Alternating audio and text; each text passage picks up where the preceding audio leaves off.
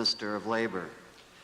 Mr. Speaker, experts on civil liberties and labour legislation throughout North America, Mr. Speaker, are in agreement that Section 81 of the government's new Labour Code goes against fundamental freedoms. For example, Mr. Speaker, you're not even allowed an individual to mount a boycott against an employer. Mr. Speaker, clearly this is against freedom of association and freedom of expression. My question to the Minister, will the Minister clarify whether in fact this was the government's intention or is it just a drafting error? Mr. Speaker, I'd like to explain to the Honourable Leader that it does represent the intent of the government. This was a decision that was made. If the Honourable Leader would compare the present Labour Relations Act, Bill 60, and Bill 22, Section 81, he will see subtle changes. Those changes, Mr. Speaker, are based upon certain rulings of the Supreme Court of Canada. And I would like to read them into the record for the sake of the Honourable Leader in case he's not aware of them. There is always some element of expression in picketing. Action on the part of the picketers will always accompany the expression, but not every action on the part of the picketers will be such as to alter the nature of the whole transaction and remove it from the Charter protection for freedom of expression. That freedom, of course, would not extend to protect threats of violence or acts of violence. It would not protect the destruction of property or assaults or other clearly unlawful conduct. Another quotation, a balance between the two competing concerns must be found. It is necessary in the general social interest that picketing be regulated and sometimes limited. It is reasonable to restrain picketing so that the conflict will not escalate beyond the actual parties. And a last one, if I may, Mr. Speaker. Thank you, Honourable Minister. We're getting to this legal niceties, which aren't really part of question period. Mr. Speaker, I'd ask the Minister to listen to the questions and not have the answers ahead of time. I was talking about individuals boycotting. And I would ask this Minister if he has any evidence of anywhere in the Western world where this type of law has been brought in, where you can actually say to an individual they cannot boycott an employer's products. Mr. Speaker, I was going to come to that precise point. The situation is that in Canada, that is the law as promulgated by the Supreme Court of Canada. A limitation on secondary picketing against a third party, that is a non-ally, would be a reasonable limit prescribed by law which can be demonstrably justified in a free and democratic society. That's why Section 81 is written as it is. Mr. Speaker, I would like to know from this Minister, we've checked with labour experts right across North America. They are frankly amazed and appalled by this labour legislation. I'd like to ask the Minister who he has sat down with and talked to about bringing in this type of law. Where was it that he was getting the pressure from? Was it Peter Pocklington and only Peter Pocklington? Mr. Speaker, I read the decision which was written by the Chief Justice of the Supreme Court of Canada. Mr. Speaker, I would ask this Minister to stop playing around and tell the truth. There is no other labour legislation in North America or Western Europe. Why is it that we're bringing this draconian type of measure in Alberta when nowhere else in the Western world is it brought in? We want to be... Mr. Speaker, I just answered his question. It's still here. Westlock Sturgeon. Speaker, may I try? I'd like to make my supplemental to the Attorney General. Has the Attorney General looked at the new legislation with respect, or has he recommended that in order to pass the new legislation that we opt out of part of the Charter of Human Rights? Not human rights. I don't know what the honourable member is referring to, the Charter of Rights and Freedoms or the Alberta Human Rights legislation, but assuming that he's referring to the Charter of Rights, I answered I think the question yesterday, but that's a legal question, and it is also a subject for debate during second reading on the principles of the legislation. Second main question, Leader of the Opposition. Yes, Mr. Speaker. I'd like to direct the second question. It's a follow-up from the other day to the Deputy Premier, Mr. Speaker, on home care.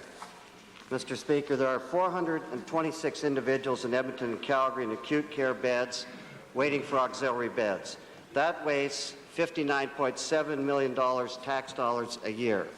There are another 46 in acute care waiting for nursing bed homes. That's another $6.6 million in public funds.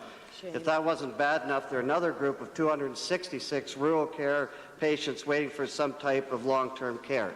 My question is, does the government still say that the government is adequately funding community care programs for the elderly? Well, Mr. Speaker, I'm surprised at that question after having spent 2 days in the estimates of the Department of Community Health. The Minister of Hospitals and Medical Care is here in the Assembly this morning to answer questions that relate to the hospital system. Hospital system, Mr. Speaker. Well, supplementary question, Mr. Speaker. We're talking about government policy, and these are questions that were asked to the Premier he answered. I take it the Deputy Premier's in charge now, Mr. Speaker. My question then to come back in a different way. It was said a couple days ago that home care funding in this province was the best again in Canada. But we did some checking, Mr. Speaker. It's approximately $13.40 per capita here, $24.97 in BC, $21.59 in Saskatchewan, $30.23 in Manitoba. You may not like it, Honourable Attorney General. My question is, does the government still stand by the statements they made yesterday that we're adequately funding home care in this province? Well, certainly, Mr. Speaker. Well, Mr. Speaker. The Honourable Leader took great pleasure in advising me of the figures used in Manitoba, and we know what the people of Manitoba thought of that last government's policies. Home care in Alberta. Yes, Mr. Speaker, that's what the people in Alberta want to hear about what we're doing in home care, Mr. Speaker. Yeah. My question is to this minister. Obviously, it's been proven, the Mirage report, the government's own report, and I quote, says the demand for home care services exceeds the supply. And yet we get this stubborn government that refuses to do anything about it. My question is, why does the Deputy Premier and this government refuse to admit that home care is inadequately funded in this province? Well, Mr. Speaker, if the Honourable Leader is going to put questions like that in the House, he should make sure of what the facts are and what the record is. And let us go back to the time when there was no home care in Alberta. There wasn't any at all. And it was brought in at the time when our present Lieutenant Governor, the Honourable Helen Hunley, was a minister responsible. And it has grown dramatically each budget since that time. It's a very popular program. We know, and it's contained in reports prepared by the government, that the demand will always be there, and we are responding to that demand. Mr. Speaker, that is such drivel. Yeah, that's right. I mean, the fact is, Mr. Speaker, would this government admit the truth then, that since the last election they've actually cut back in the amount of money that they're spending on home care? That's the reality. Admit it, Mr. Minister. Mr. Speaker, we'll stack up our home care program against any in Canada.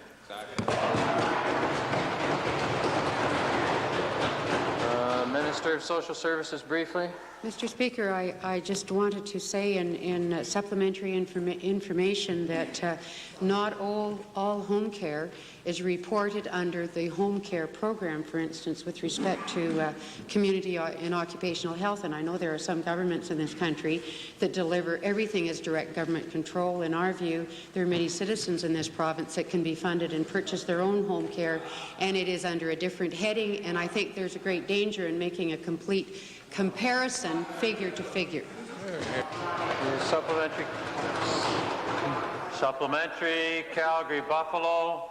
To the Deputy Premier, the Calgary Board of Health, which is $1 million short with respect to its home care budget this year, has also been claiming for years that it is the victim of a $1 million shortfall in its general funding as compared to Edmonton on a per capita basis. And it's been asking this government to deal with that. When is the government going to address that problem, Mr. Speaker?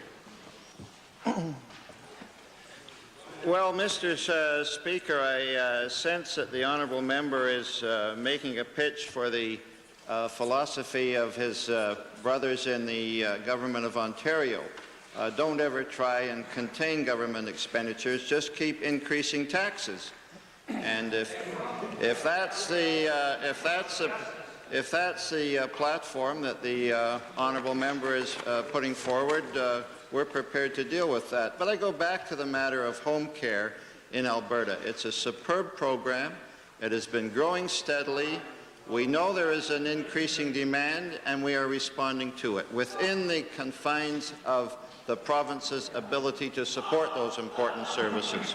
Member for Westlock Sturgeon. Thank you, Mr. Speaker. I do this with a certain amount of fear that is repetitious, but it isn't, Mr. Speaker, if you will listen carefully. It's with respect also on weather modification, but it's to do with the report by Environment Canada, and it's to the Minister of Technology, Research and Telecommunication.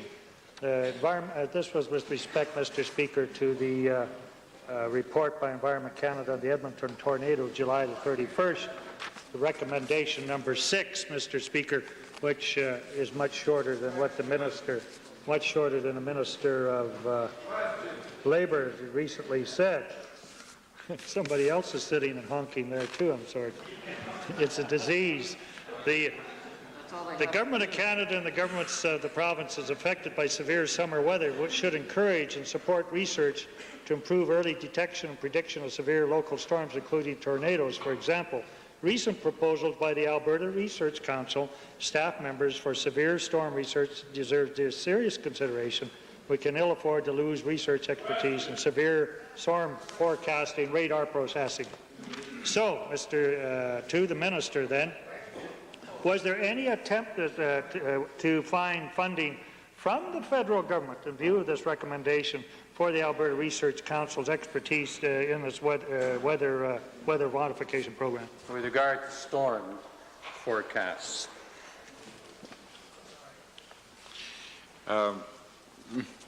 Mr. Speaker, I'm not sure how to observe your admonition, but Mr. Speaker, to address 2 points. Number one, there is some discussion ongoing between the federal and provincial government, and especially among researchers, about improvements in storm forecasting. They generally are discussing this under the title of mesometeorology. And there is also discussion ongoing among concerning financial arrangements, if those should be possible.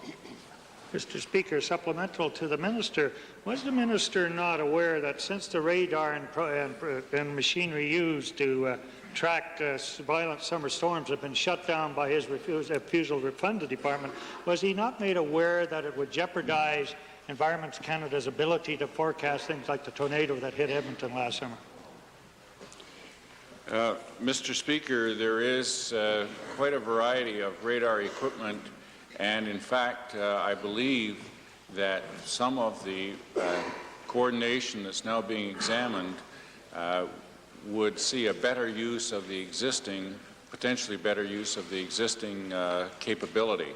And I'm not aware that the closure of any of the radar equipment that had been operating would in any significant way affect the future program. Mr. Speaker, I would advise him to read the Hague report. Was he not then aware that 42 scientists, Mr. Speaker, had been laid off from the centre who were there expressly for forecasting storms and mapping storms in this area that hit Edmonton last summer? Was he not made aware that laying off 42 scientists would have seriously jeopardized the possibility of forecasting violent summer storms?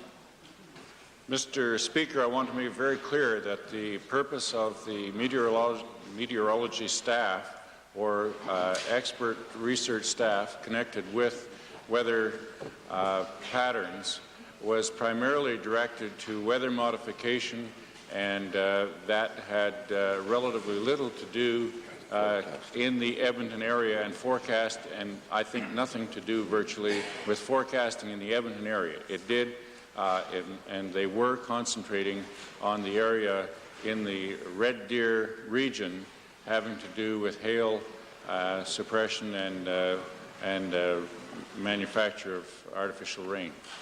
Mr. Speaker, Red Deer to Edmonton, you can't modify the weather unless you can forecast the weather.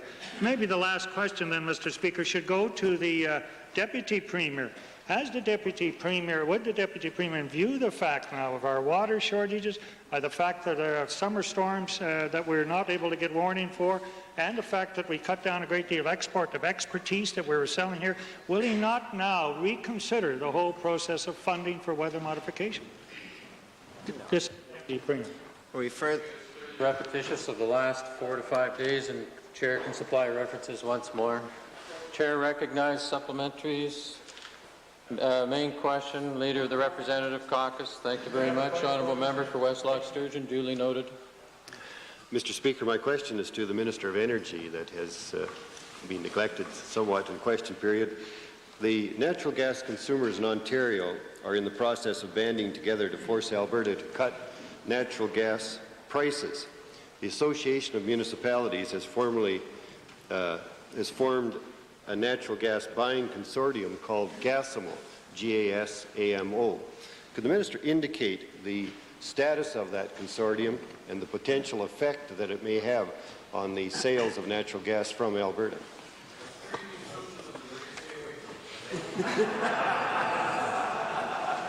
Well, Mr. Speaker, there have been attempts made by a number of municipalities and organizations in the province of Ontario and Manitoba to try to buy gas directly from producers here in Alberta rather than continue to get their gas through the distributors who generally have had long-term contracts with producers here in the province. And as part of the natural gas deregulation process over the last couple of years, we've maintained a position that gas going into the core market for residential and commercial users, need to be assured of a long-term supply. And we have asked the Alberta Petroleum, not that group, it was the Energy Resources Conservation Board and the Public Utilities Board to give us a report on how that core market should be served. They gave us their recommendations. We are now having discussions with Ontario and Quebec to see if we can work out with those two provinces an arrangement whereby their core market would be served in the same way that ours would be if we accepted the recommendations of our PUB and ERCB. So those discussions are ongoing.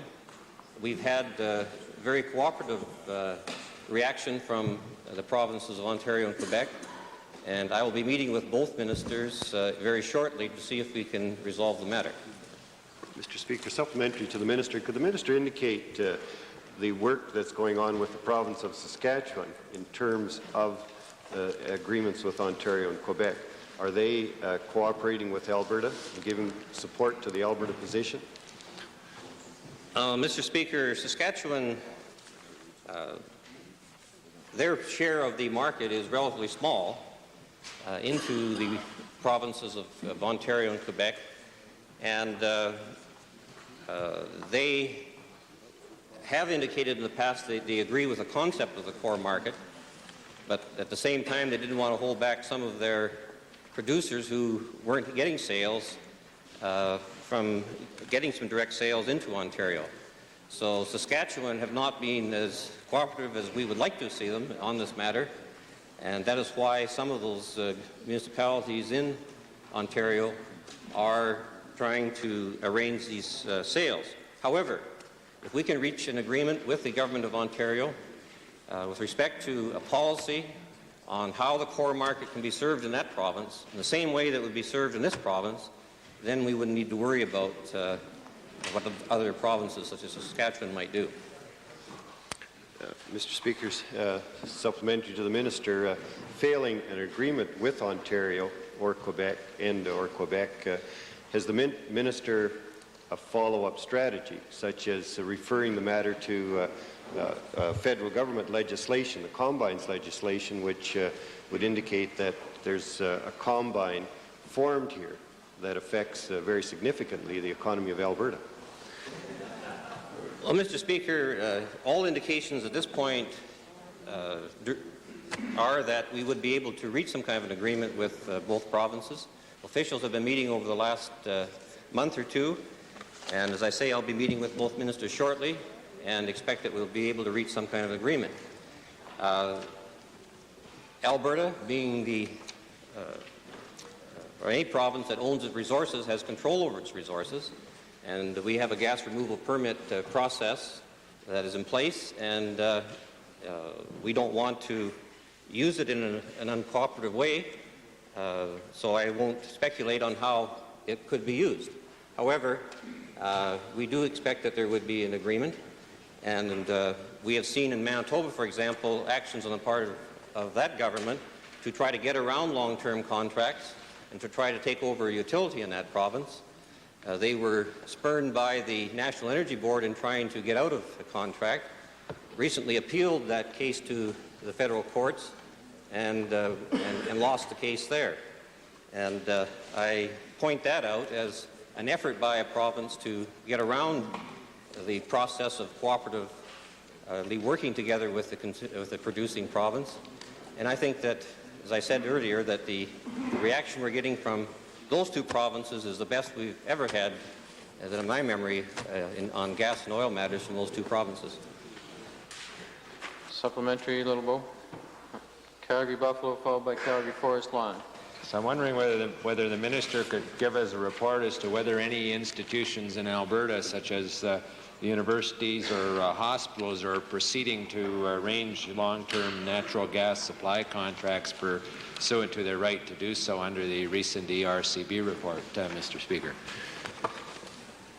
Well, Mr. Speaker, the honourable member is inaccurate in saying that they have the right to do so in view of the recent report. The report from the ERCB and the Public Utilities Board were a set of recommendations to the government, and we have not accepted those recommendations at this point. We have not accepted them at this point because we want to discuss those recommendations with Ontario and Quebec, and if we can get agreement from those two provinces to follow up on those recommendations, and we will do the same thing here in Alberta. Calgary Forest Lawn. Speaker, the minister mentioned the core market concept, which serves to keep the price of natural gas up to Alberta residential consumers.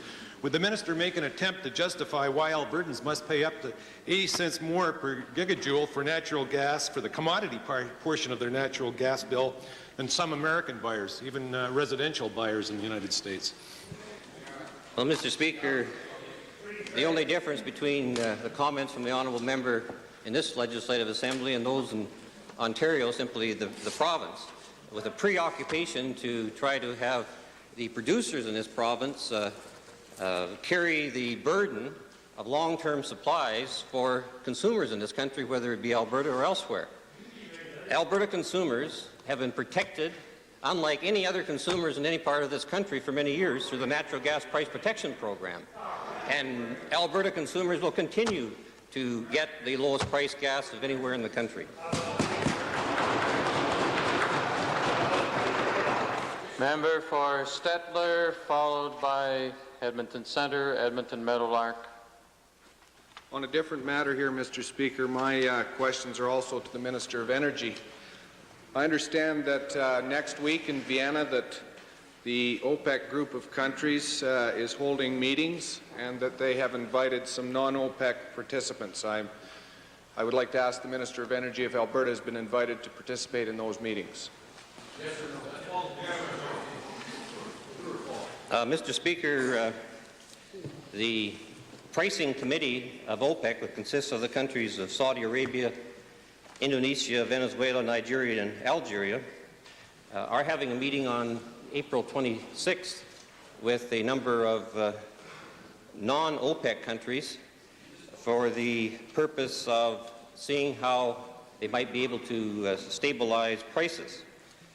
This meeting follows up a number of meetings that pricing committee have had with individual countries over the last few months, and the The 26th meeting would be followed up by a consultative meeting with the OPEC countries to see how they should follow up as a result of the meetings on the 26th. Alberta was invited to attend these meetings, as was the Texas Railroad Commission, which is a regulatory body in Texas and concerned with the interests of producers. And in the interests of our producers in this province, we have accepted an invitation to attend that meeting. Supplementary question, Mr. Speaker. I'd like to ask the Minister of Energy exactly what the status of the meeting is, whether it will be able to come up with any meaningful resolutions, and what Alberta's status will be at that meeting. Well, Mr. Speaker, the purpose of the meeting, as I indicated, is to try to stabilize prices, and the OPEC group are indicating that they want non-OPEC countries to try to cooperate with respect to production quotas or cutting back on their production. And they primarily invited the producing countries, or the exporting countries of the world rather, not the producing ones, because Canada is really just barely a net exporter. And so our share of the oil on the world market is not a significant factor in the world marketplace. However, we feel it's important to be there to assess the market situations and the developments as they occur at that meeting. And we've been invited to be either an observer or to be there, and the OPEC group would arrange meetings with ministers from other countries and officials from the other countries. My final supplementary, Mr. Speaker, should discussion emerge at that meeting, and if the province of Alberta was asked to cut back production in the interest of price support, would Alberta be amenable to that suggestion?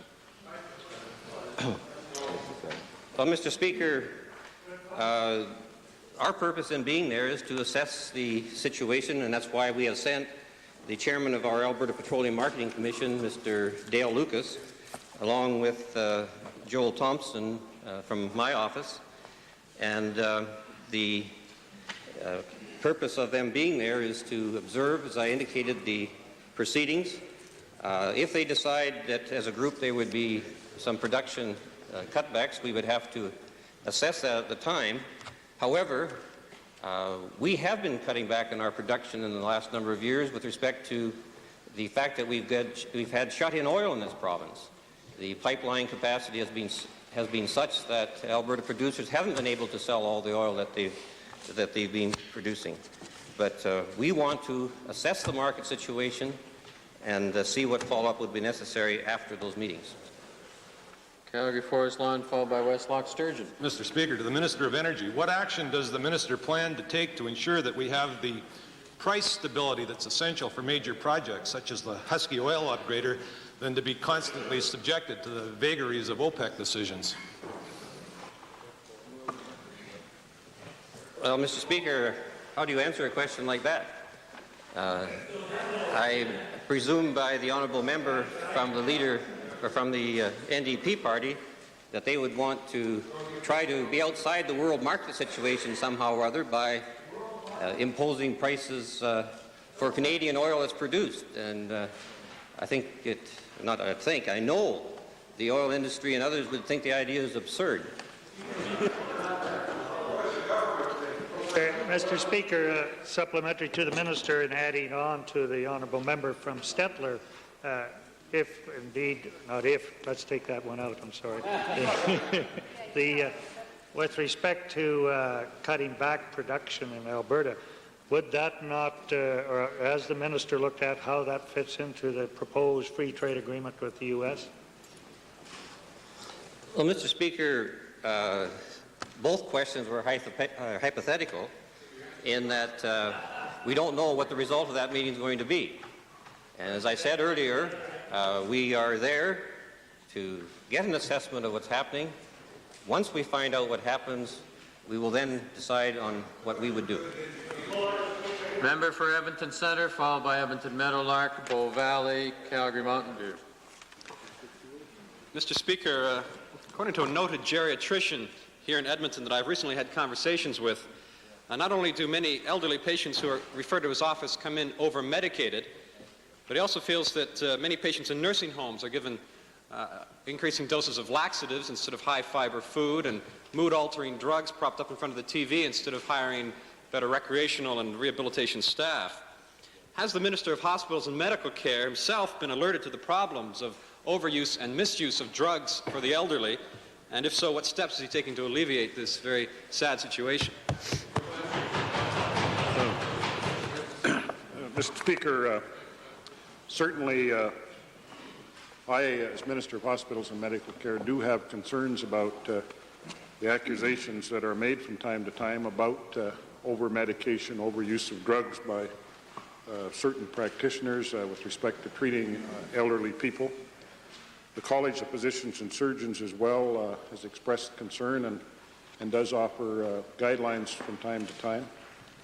I'd like, Mr. Speaker, also for the Assembly to know that if honourable members or relatives or friends of patients in nursing homes or auxiliary hospitals believe there is some misuse by a particular physician of the prescription of drugs to a patient, that should be reported to the College of Physicians and Surgeons. We all would like to see a situation where fewer and fewer drugs are used and greater emphasis is placed on other types of therapy. And that's why we have followed so closely the recommendations in the Hyde Committee report on nursing homes to provide additional funding for physiotherapy and occupational therapy programs, why we have followed so closely the recommendations of improving our nursing home and auxiliary hospital system by adding additional components to our structures to allow for baths and pools and that kind of therapy, which is often much more effective than drugs. So we're doing a lot to try to counter that, but if the honourable member has some specific medical practitioners in mind, I would be pleased if he would pass them on either to me or the College of Physicians and Surgeons. Well, Mr. Speaker, the Minister himself said there are 1,000 too many physicians in this province. As far as I know, it's only physicians who can prescribe medications, and they give them a lot to elderly. So it's far more serious than the Minister outlays. What is the Minister, in fact, doing in response to the Goldberg Drug Utilization Report, which indicates that not only are Canadians among the most medicated in the world, but that elderly in the community are on 3 drugs a day and elderly in long-term care centers on 8 medications a day, that there's other considerable evidence of misuse among drugs among the elderly. What are you doing about this? Right, honourable member. Minister. Unfortunately, the honourable member hasn't had an opportunity yet to read studies and reports about the situation in Alberta, and he refers instead to a Canadian-wide publication that may not be applicable in total to this province. In addition to that, the honourable member wasn't listening very closely yesterday morning when I was speaking in Calgary to the Association of Registered Nurses, because I certainly never suggested there was 1,000 too many doctors in Alberta. The facts of the matter are that the prescription of drugs is something that is a concern to medical practitioners across the country, concern to people like members of the College of Physicians and Surgeons and to myself. But the Minister of Hospitals and Medical Care in Alberta doesn't suddenly stand up and say doctors should quit prescribing drugs. We have to do other things and try to give them the tools to move in other ways. And certainly the funding we've provided and the expertise that's being developed at the UVille here in Edmonton, and I hope will develop at the Colonel Belcher in Calgary, is going to go a long ways to assisting our medical community and learning new ways to deal with people other than simply prescribing drugs. I don't subscribe, in conclusion, Mr. Speaker, to the honourable member's accusations that there is vast over-medication in Alberta. There may be some, but I don't think the situation is... Thank you, Honourable. Supplementary. Well, Mr. Speaker, the only independent government review of the situation was issued last week by the Christian Labour Association, which also said that there's a shortage of staff and an increased use of drugs in nursing homes. Has the minister at least directed his own utilization? We're talking about utilization here. Has he directed the government's own Watanabe Utilization Committee to look at the utilization, drug review utilization for elderly in Alberta?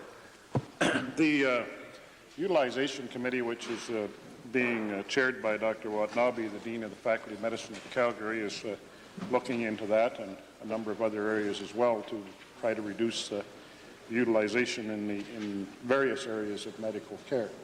I haven't directed them to specifically look at overutilization of drugs because I believe that those matters are probably better dealt with by the geriatric experts in their pursuit of trying to find better ways to improve the health of our senior citizens. And the honourable member mentioned in his opening comments that a geriatrician, a noted geriatrician here in Edmonton, whom we both know, has indicated that he believes there is concern with respect to the over-medication of senior citizens. And it's that kind of assistance that this government is helping to put forward that is going to resolve the problem. Mr. Speaker, the situation needs far more aggressive action than what the minister is lamely talking about here. The Goldberg report also suggests that 20% of geriatric patient hospital admissions, 20%, is due to the overuse or misuse of drugs among elderly from the community, and that they get into hospital inappropriately. Is the minister doing anything to take an aggressive look into the situation, inquiry to see whether these kind of needless hospitalizations are taking place, as is indicated here? Well, member, Mr. Speaker, is so short of research money that he has to get all of his information based upon situations that exist in other parts of the country. How about taking a look at the Medicare system in Alberta, which is second to none in Canada for seniors? How about taking a look at some of the recommendations that are being made that we're now following up on in terms of care and treatment of our elderly citizens? To drag up a report, Mr. Speaker, that is made based upon situations existing in other parts of Canada indeed might alarm a lot of people. I have indicated I believe we ought to be continually concerned about over-medication and over-prescription of drugs for seniors, and we are. But the honourable member has a responsibility, if he believes there is some individual cases that have been brought to his attention, to bring them to either my attention or the College of Physicians and Surgeons. Continually, Mr. Speaker, just in conclusion, the honourable member from Edmonton Centre gets up and maligns the medical profession and a lot of other people in this with absolutely no evidence, and it's about time he either put up or shut up.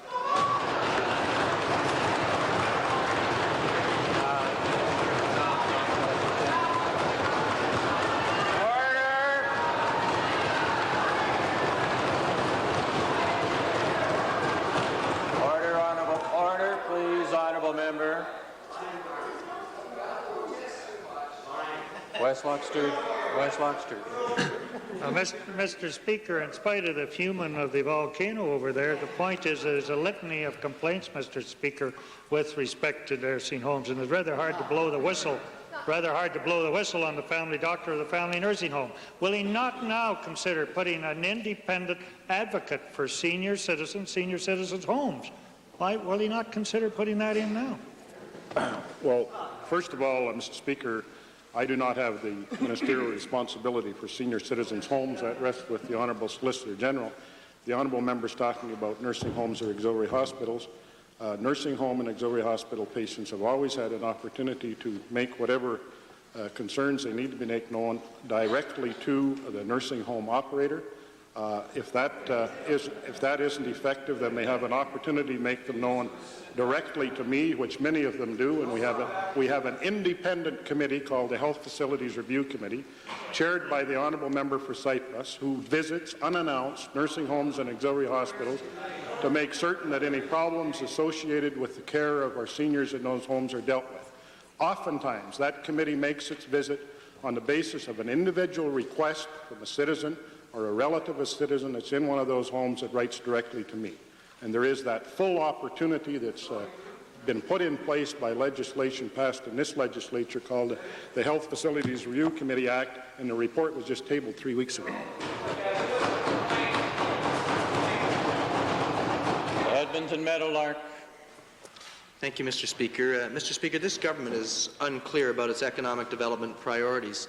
It supports large business, neglects small business, undertakes unnecessary commercial enterprise, and begins to privatize social services.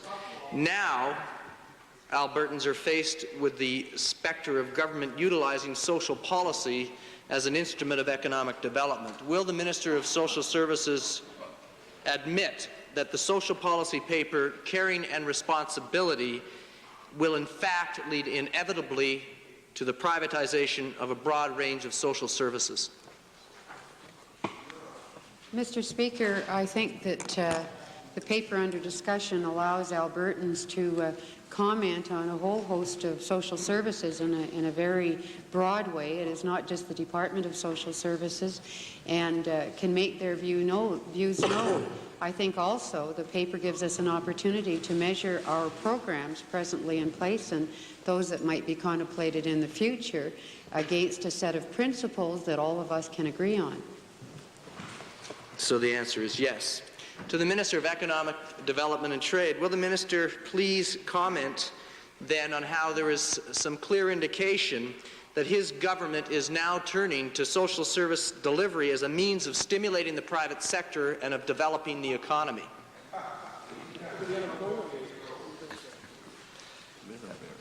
Mr. Speaker, I'm not sure how the honourable member reached his second question from the first, but I would suspect that it's a fair amount of tension that he's under recently.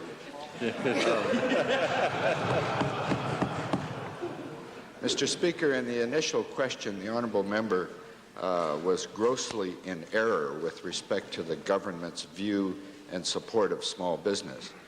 And we have enunciated over a period of months the support to small business and the fact that it is critical to the growth and job creation in this province, and it is the key priority for us with respect to economic development.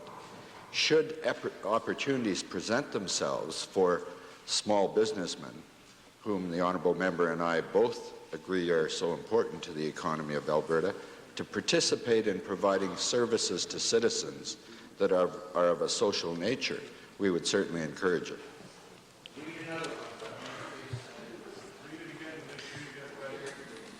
We keep hearing the same story time and time again, but we look at the facts. When will the government be emphasizing a priority on real economic development strategies rather than focusing on the privatization of such services as social services, important human services, and rather than neglecting an emphasis on small business?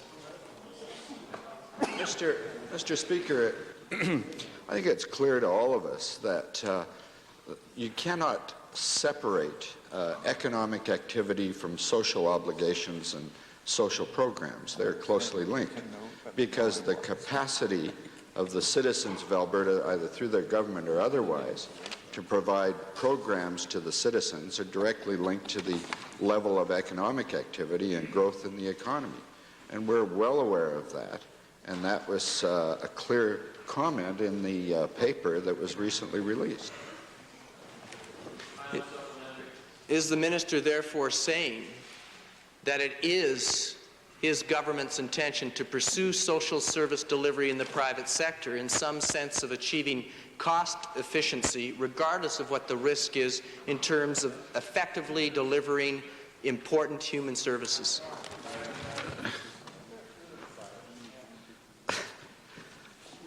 Mr. Speaker, it's... No, I'm not going to sit down, Speaker.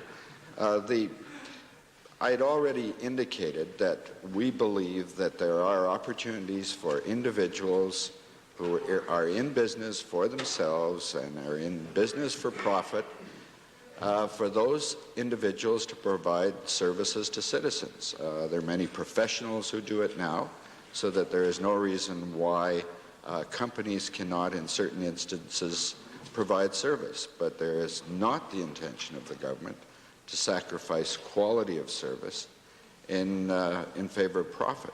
But anyone who believes that the government is the only institution that can deliver social programs to people is stupid.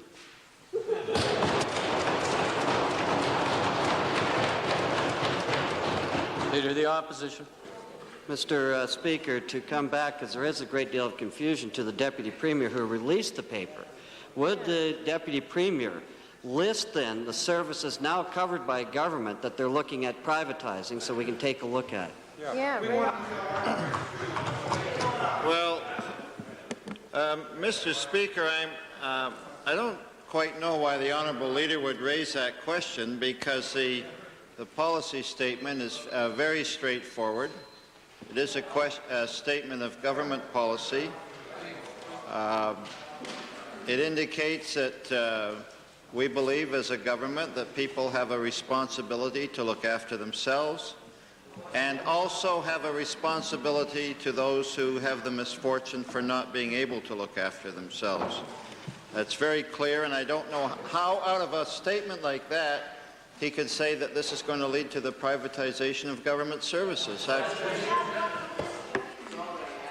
Time for question period has expired. Might we have unanimous consent to complete this series of questions?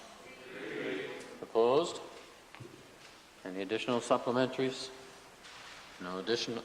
Member for additional information, Minister of Social Services, briefly followed by Cypress Redcliffe. Mr. Speaker, I thought it was important that I draw to the attention of the House and, of course, Hansard, that the honourable member for Edmonton Meadowlark answered his own first question. It certainly was not answered in the affirmative by the Minister of Social Services, and I can see how the honourable member labours under some problems with the kind of conclusions that he draws from an answer given. The Department of Social Services, from time to time, entertains submissions from the public, maybe from the private sector, and many times from the public sector, community organizations. And those proposals give over information as to how services can be better delivered and enhanced for the citizens of this province. And I hope the honourable member isn't suggesting that at no time we should ever entertain those proposals and that only somebody wearing a civil service T-shirt can look after the people of this province. No, honourable member. No, sorry. Just take your place. Cypress Redcliffe, your supplementaries are gone, sir. Thank you.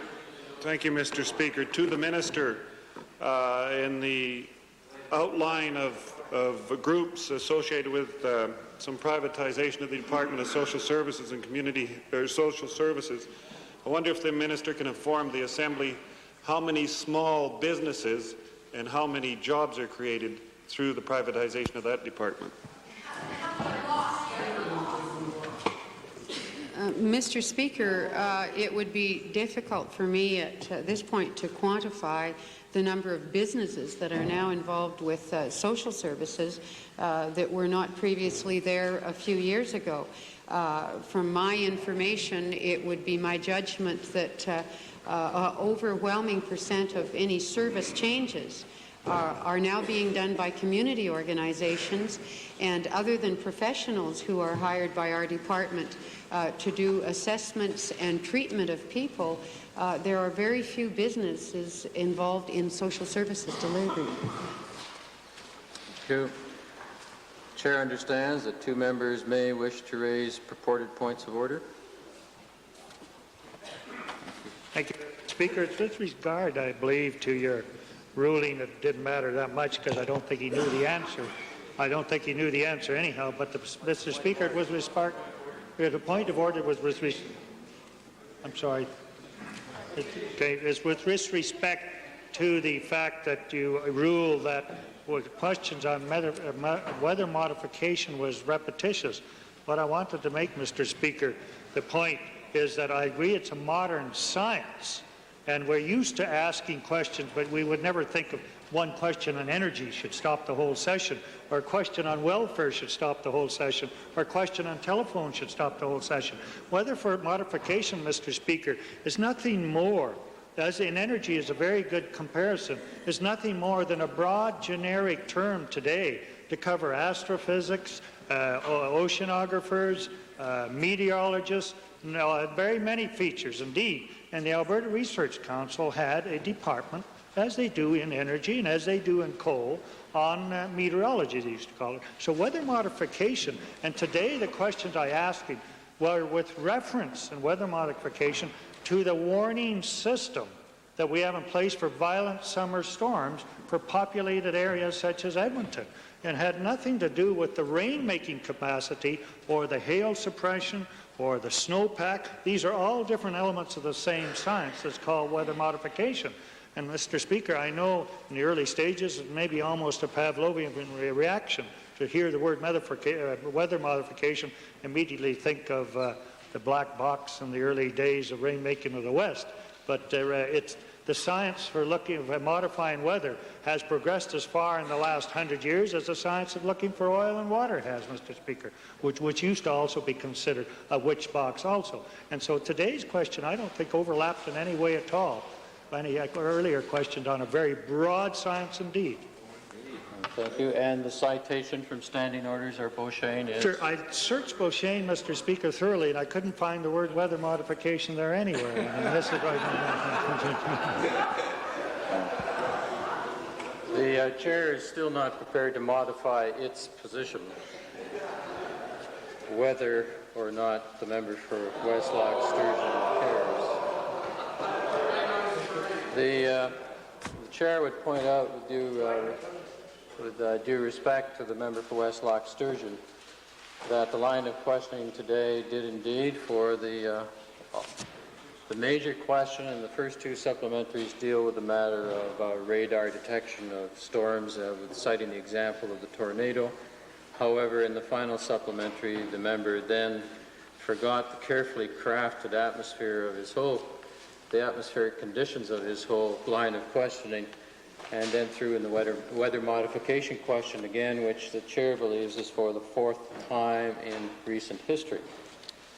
The chair again has sufficient references here, not only out of standing orders, Standing Order 23, subsection C, about needless repetition, but goes back to the last question, honourable member. Also, Beauchesne 359.8 comes into play again.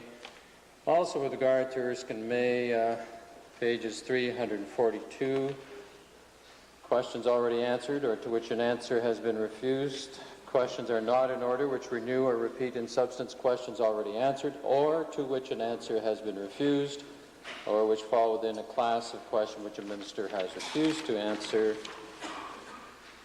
Also again with Erskine May, page 343, a question which one minister has refused to answer cannot be addressed to another minister, and a question answered by one minister may not be put to another. An answer to a question cannot be insisted upon if the answer be refused by a minister, and the Speaker has refused to allow supplementary questions in these circumstances. Therefore, the Chair does not regard it as a point of order on that issue. The member for Edmonton Meadowlark, or all right, is this? No, that one fails. Edmonton Centre. Mr. Speaker, under Standing Order 23I and J, I'd like to point out a case here, I think a classic case of the pot calling the kettle black. In the question period today, it seems the Minister of Hospital and Medical Care was imputing some motive to me about maligning physicians, when in fact I and 1,000 other witnesses yesterday, Mr. Speaker, heard the Minister say something like, we have 3,000 physicians in this province, and he might have used the word probably, but he said we probably need only about 2,000 of them, and maybe 2,500. But such a reference yesterday was, I think, causing great distress for the Minister. I have never maligned... Order, please, honourable member. Order, please. For clarification, the statement was made outside of the House yesterday. Where was the statement made yesterday? He did today. Today the chair is speaking to the member for Edmonton Centre, please.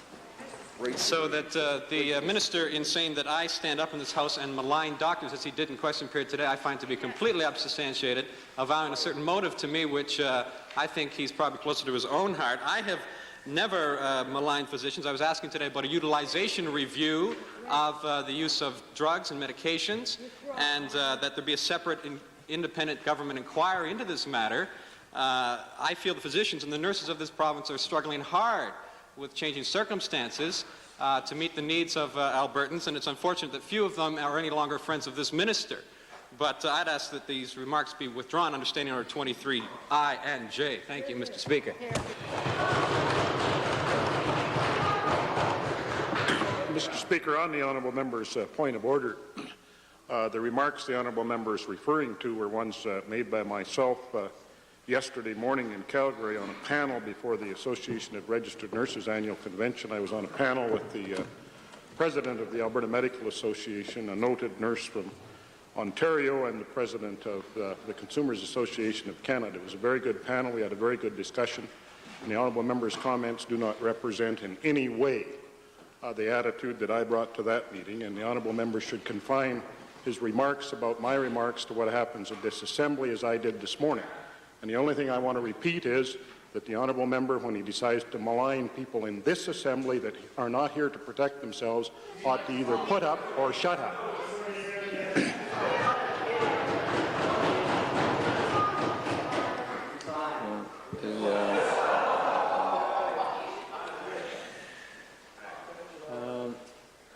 At this point in time, the chair will review Hansard and advises the member for Edmonton Centre and the Minister of Hospital and Medical Care to examine the Hansard record to see what was spoken in the House on this day. Any comments made outside of the House have no bearing upon what occurs here, and any complaint as raised by the member for Edmonton Centre in that regard is null and void with respect to what took place in the chamber. However, the chair regards the thing at the moment, the issue at the moment, as being just a matter of complaint, disputation as to facts between two of the members of the House, directs both members to look at the Hansard record, and the matter will just simply flow. The chair would recognize the government House leader to give some direction to the House as to business of the House before orders of the day is called. Thank you, Mr. Speaker. For the information of the House, with respect to business for the coming week, on Monday afternoon next, it is proposed to deal with estimates for hospitals and medical care. And on Monday evening, it is not proposed for the House to sit. On Tuesday evening, estimates for the Department of Municipal Affairs. Mr. Speaker, following consultation with the House Leader for the opposition, it has been agreed that Executive Council estimates will be dealt with on Wednesday afternoon next. On Thursday afternoon, after question period pursuant to motion passed, the business of the House will be adjourned until 8 o'clock in the evening, and therefore on Thursday evening, on April the 28th, the estimates for the Department of Labour will be called, and on the Friday morning, April 29th, it will be estimates for Public Works, Supply and Services. All this, Mr. Speaker, in the hopeful expectation that the flu will not strike any of the aforementioned ministers. Before orders of the day are called, the chair has been informed of another point of order. Edmonton Meadowlark. Thank you, Mr. Speaker. Mr. Speaker, I rise on a point of order which relates to a policy that I believe you implemented last year concerning ministers' supplementary information at the end of question period, which results in the member who originally asked the question being permitted a supplementary question, if I'm not mistaken, or even two. In the heat of the question period debate today, I understand how that particular ruling might have been missed because, but a circumstance did arise which calls it into question, which I believe limited my ability and my right within this House to ask a supplementary question under circumstances of the government or a minister providing supplementary information. The circumstance I'm referring to is this. I asked a series of questions on social service delivery, then was answered 4 times by the various ministers. Then members in another party, a member in another party asked a supplementary question to my set. The Minister of Social Services got up and answered not that question, but answered an earlier question of mine, or added supplementary information to her answer of that earlier question of mine. My reaction would be that normally that kind of supplementary information would have been provided at the end of question period, and I would have been accorded the courtesy of being allowed a further supplementary question. Thank you, Honourable Member, for raising the concern, but nevertheless, the rationale is false. What indeed transpired was main question number 7, as raised by The honourable member for Edmonton Meadowlark. The main question was put together with 3 supplementary questions. Then the Leader of the Opposition spoke on a supplementary, and before the member for Cypress Redcliffe came in on an additional supplementary, the Minister for Social Services gave supplementary information. That is not the supplementary information given at the end of question period. It was a matter of giving the additional information which flowed from the question that supplementaries raised by the member for Edmonton Norwood, the Leader of the Opposition. I'm sorry, honourable member. Orders